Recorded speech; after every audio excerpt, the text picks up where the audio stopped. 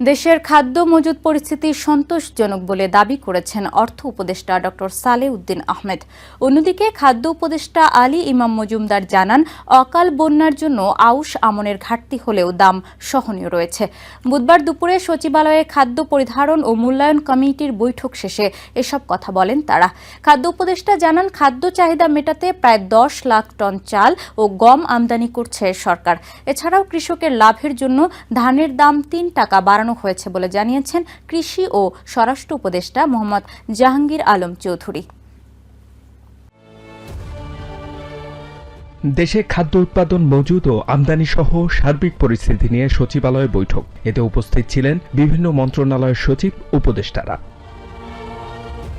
পরে খাদ্য উপদেষ্টা জানান, চাল এবং গম মিলিয়ে প্রায় 10 লাখ টন আমদানি পরিকল্পনা নিয়েছে সরকার। যে কোনো ধরনের পরিস্থিতি মোকাবেলায় সরকার প্রস্তুত। বাজারে চালের দামের অস্থিরতা কমতে শুরু করেছে। এক প্রশ্নের জবাবে অর্থ উপদেষ্টা জানান, ভ্যাট বৃদ্ধির সাথে মহার্ঘ ভাতার অর্থ সংস্থান বা IMF এর পরামর্শ সম্পর্কিত নয়। অন্য কোনো দেশে বাংলাদেশের মতো এত কম ভ্যাট দিতে হয় না। দায়িত্ব নেওয়ার সময় অর্থনীতির করুণ দশা উল্লেখ করে অর্থ উপদেষ্টা জানান, ব্যয় সাশ্রয়ী হচ্ছে সরকার। আমাদের জাজমেন্টে আমাদের পরিস্থিতি সন্তোষজনক। বাজারে সেটার রিফ্লেকশন হয়তো কতটা পড়েছে না পড়েছে সেটা জানি।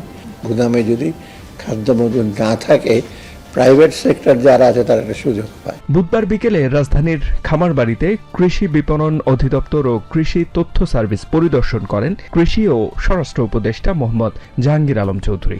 এ সময় তিনি বলেন, চালের সিন্ডিকেট ধরতে না পারায় তা ভাঙা যাচ্ছে না। এছাড়াও কৃষকের লাভের জন্য ধানের দাম 3 টাকা বাড়ানো হয়েছে বলেও উল্লেখ করেন তিনি। আইন শৃঙ্খলা বাহিনীর পোশাক পরিবর্তনের বিষয়ে স্বরাষ্ট্র উপদেষ্টা বলেন, মন ও মানসিকতা পরিবর্তন না হলে কিছুই হবে না। তাই সর্বপ্রথম মন মানসিকতা পরিষ্কার করা অত্যন্ত জরুরি বলে মনে করেন তিনি। দেশে দুর্নীতির বিরুদ্ধে কাজ করার আহ্বানও জানিয়েছেন জাহাঙ্গীর আলম চৌধুরী।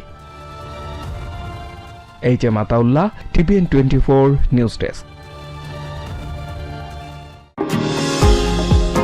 নিউ ইয়র্ক থেকে সম্প্রচারিত TVN 24 টেলিভিশন বিশ্বজুড়ে বাঙালির কণ্ঠস্বর।